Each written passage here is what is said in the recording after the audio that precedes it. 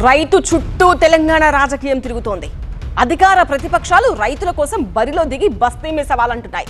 ఓరుగల్లు రైతు సంగ్రామ సదస్సుతో అధికార కాంగ్రెస్ పై సమరశంఖం పూరించింది గులాబీ దండు. ఇక మెగా రైతు మేళాతో కారు పార్టీకి కౌంటర్ ఇస్తోంది కాంగ్రెస్ పార్టీ. రైతుల కోసం రాజకీయ నేతలు మాటల తూటాలు పేల్చుకుంటున్నారు. KTR versus Congress dialogue war లో పొలిటికల్ డైనమేట్లు పేలాయి. ఇక మంత్రి ఉత్తమ్ కౌంటర్ కు బీఆర్ఎస్ ఎమ్మెల్యే వివేకానంద రియాక్ట్ అయ్యారు. తెలంగాణ గట్టు మీద రైతు చుట్టూ రాజకీయం రగులుతోంది.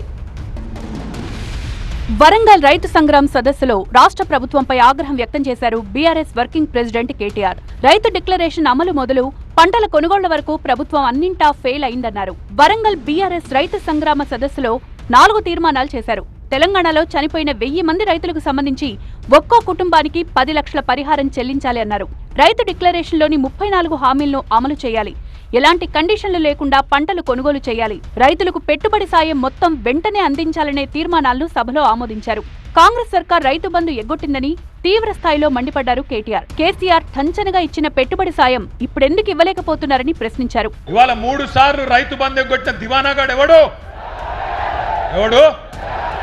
వినబడతలేదు తమ్మి. రైతు బీమాను బొందబెట్టిన హౌలాగాడు ఎవడు? 2 లక్షల రుణమాఫీ చేయని దివానాగాడు ఎవడు? 500 బోనస్ ఎగ్గొట్టిన ధోకెబాజ్గాడు ఎవడు? పంటలు కొనుగోలు చేయని బట్టెబాజ్గాడు ఎవడు? పక్కానా?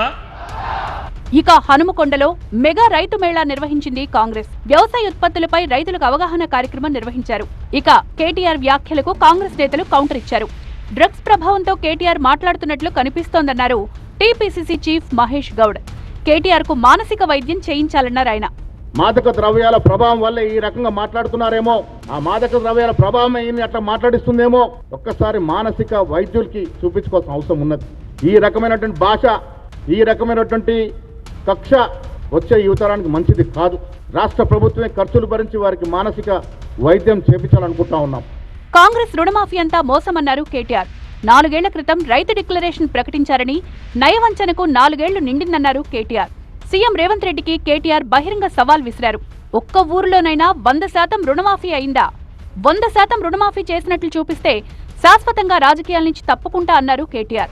ఒక్క సంవత్సరం కడుపు కట్టుకుంటే 40,000 కోట్లు ఎడమ చేత్తో కట్టేస్తా అన్నట్టు. మరి కట్టుకోలేదా కడుపు? దోసుకుంటూనే ఉన్నవా? నిండుతలేదా నీ కడుపు? చారాన మోసం బారాన టోపీ అన్నట్టు ఇవాళ 50,000 కోట్ల కాడ మొదలైన 2 లక్షల రుణమాఫీ 12,000 కోట్లు ఇచ్చి చారాన మాత్రమే చేసి బారాన మంది రైతులను ఎండబెడుతున్న దగుల్బాజీ ప్రభుత్వం కాంగ్రెస్ ప్రభుత్వం.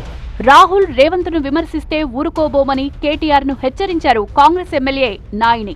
బీఆర్ఎస్ హయాంలోనే మేడిగడ్డ కూలిందన్నారు ఆయన. కరీంనగర్ లో దొంగల బ్యాచ్ పడ్డట్టున్నది. రాత్రి పూట అటుపోయే ఇటు వచ్చినట్టున్నది.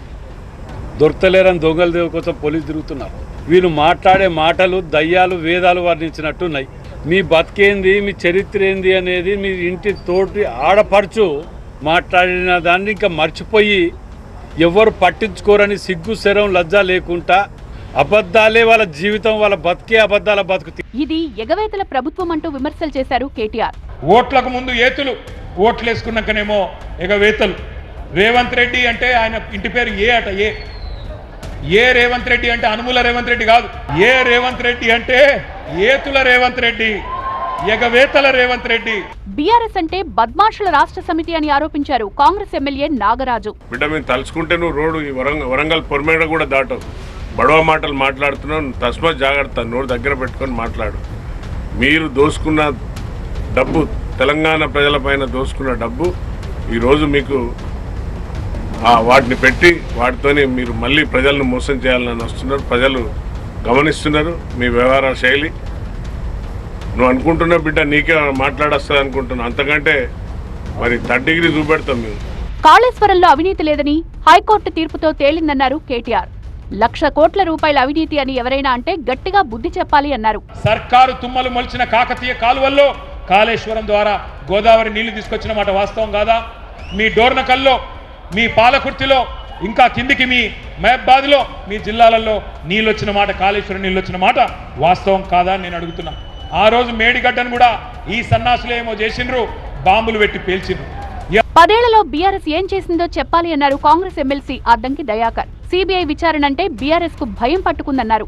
తెలంగాణ రాజకీయాలను దిగజారుతున్న చరిత్ర ఇవాళ కేటీఆర్ హరీష్ రావు అనే విషయాన్ని గమనించగా ఇక వాళ్ళు సోషల్ మీడియాలో వాళ్ళ చెంచాగాలను వాళ్ళను వీళ్ళని పట్టుకొని చేసే తంతు వేరే ఉంటుంది.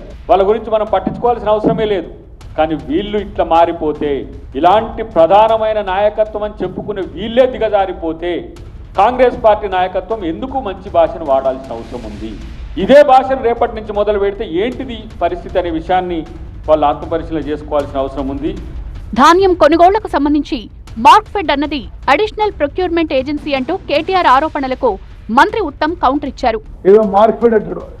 ఓకే, మార్క్ఫెడ్ నుంచి వీళ్ళు తీసుకుని వాళ్ళు తీసుకుని వారికి తెలియదు ఏమో కానీ Markfed is additional procurement agency. It's a government organisation. Paddy procurement కి గవర్నమెంట్ కి మార్క్ఫెడ్ అడిషనల్ ప్రొక్యూర్మెంట్ ఏజెన్సీ. మరి దాంట్లో ఆయన విషయాలు, ఆయన చెప్పిన విషయాలు అసలు నాకు వేరే ఏమీ అర్థం అవ్వలేదు. వాళ్ళని బొందబెట్టింది ఆల్రెడీ ఎన్నిసార్లు వాళ్ళు బొందబెట్టిండ్రు? అసెంబ్లీ ఎలక్షన్స్లో, పార్లమెంట్ ఎలక్షన్స్లో, సర్పంచ్ ఎలక్షన్స్లో, మున్సిపల్ ఎలక్షన్స్లో. మరి ఇన్నిసార్లు పెట్టినా మళ్ళీ ఇట్లా మాట్లాడితే ప్రజలు సరైన బుద్ధి చెప్తారు.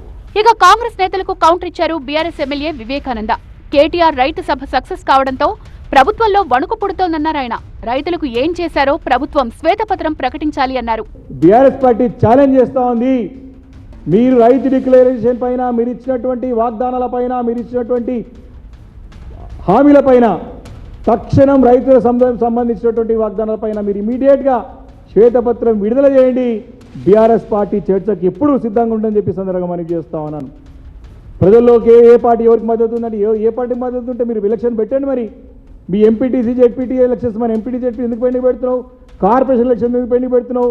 వరంగల్ ఎలక్షన్ ఎందుకు పెండింగ్ పెడుతున్నావు? పెట్టు, దమ్ముంటే పెట్టు. రైతు చుట్టూ తెలంగాణ రాజకీయం తిరుగుతోంది. ఇది ఎటు దారి తీస్తుందో చూడాలి.